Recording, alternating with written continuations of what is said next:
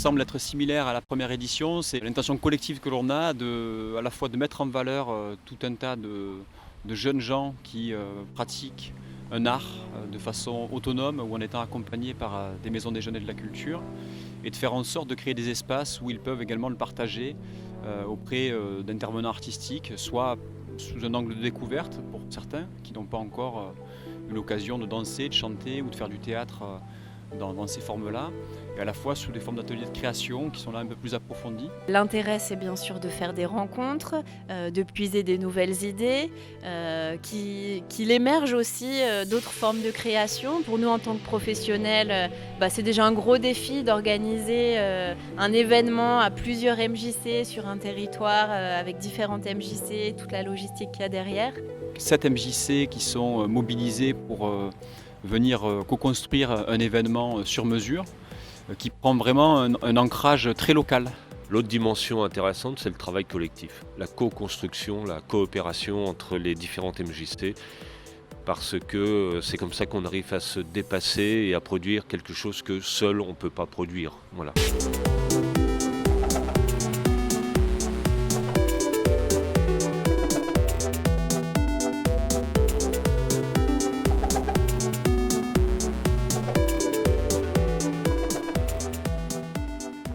Je leur ai proposé comme un challenge, une performance en leur disant on a 3 jours. Et voilà, moi c'est ça que je vous propose.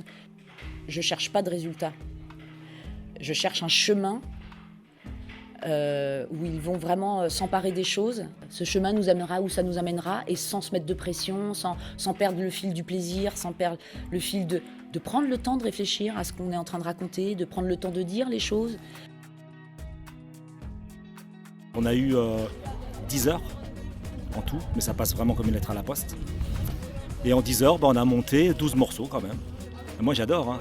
Moi j'adore, je suis avec des jeunes qui m'apprennent aussi, quoi. C'est-à-dire que c'est incroyable, quoi. C'est que moi je suis là pour les aider, pour les orienter, mais en même temps ça m'apporte aussi parce qu'ils font des choses auxquelles je ne m'attends pas et ils sont culottés aussi un peu.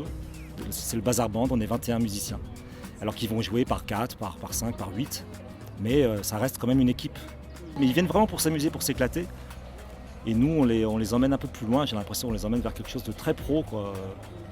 Alors, je me définis comme artiste sonore. Je suis dans la bidouille de son depuis pas mal d'années. Mais là, je suis face à un chouette groupe. Ils sont tous venus volontairement expérimenter toutes ces choses. Voilà, c'est le bidouille sonore. Je leur ai mis entre les mains une partie du klaxotron. Et quelque part pour moi c'est très plaisant dans le sens où j'entends l'instrument manipulé par d'autres et ça me permet d'avoir une idée plus précise de ce qui est possible de faire avec, quelque part, chaque fois que je le ressors en fait.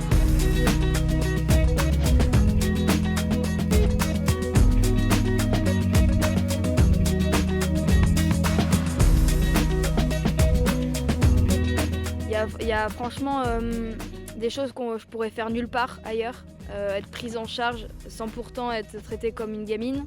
Souvent on a peur de se jeter à l'eau, de faire des trucs qu'on fait pas. Et en fait, plus tu le fais, moins tu auras peur de le faire. Et là, ça a été l'occasion justement de faire ça, de pas réfléchir, de se dire quoi qu'il arrive, ça va pas me tuer. Et donc de profiter, de faire quelque chose qu'on se serait pas pensé faire.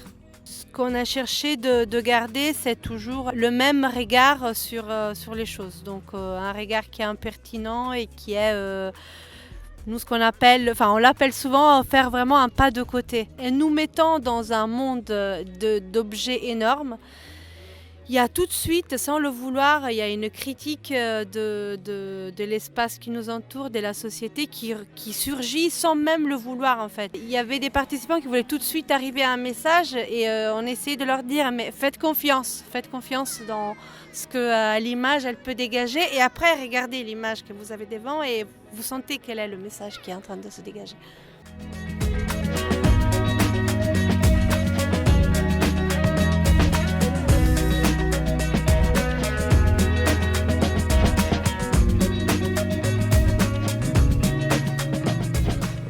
On est aussi quand même sur les MJC dans un mouvement d'éducation populaire et où voilà, la performance artistique et technique doit rester quand même un outil pour mieux se connaître ou pour mieux connaître l'autre ou voilà, pour se développer un petit peu personnellement. Et c'est vrai que l'écriture, ça met quand même c'est une grande prise de risque un peu de se dévoiler et tout ça.